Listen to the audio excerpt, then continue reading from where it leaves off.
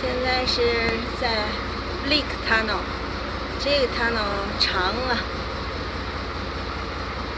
不过还是挺有这个感觉的啊。运河里的这个 tunnel 是钻在一个山下，把这个灯打开了。不打开灯的话，伸手不见五指啊，也是挺吓人的。打开灯还不错，一直往前开，对面没有船来，挺好。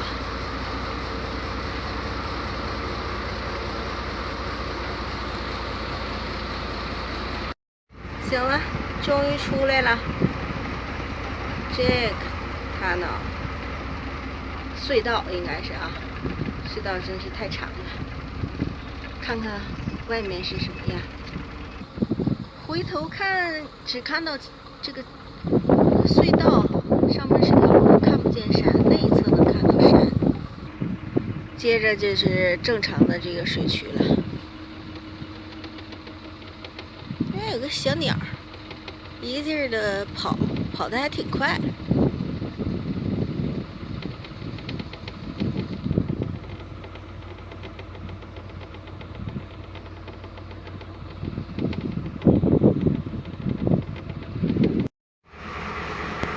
我们又调回来了，船掉头调回来。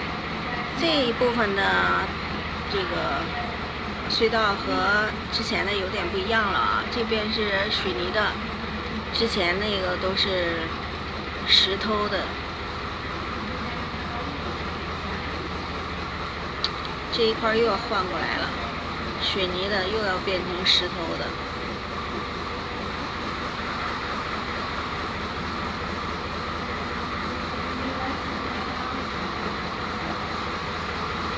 出来这边就是一个掉头的地方了，非常的宽阔，像个湖一样，和之前走过的运河都不一样。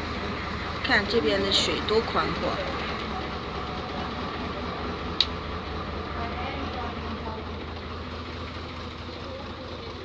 所以这个地方面积比较大，可以在这边吊船头啊什么的都比较方便。对面就是一个小山，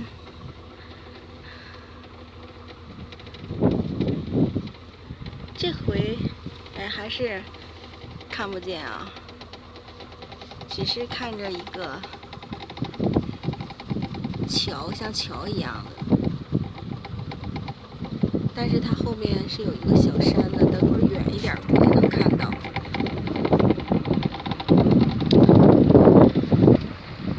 这边就标识牌儿，这个立刻城的这么一个水渠，长120米，宽是20.5米，然后高度是1.6米，平均通过的时间3分钟吧。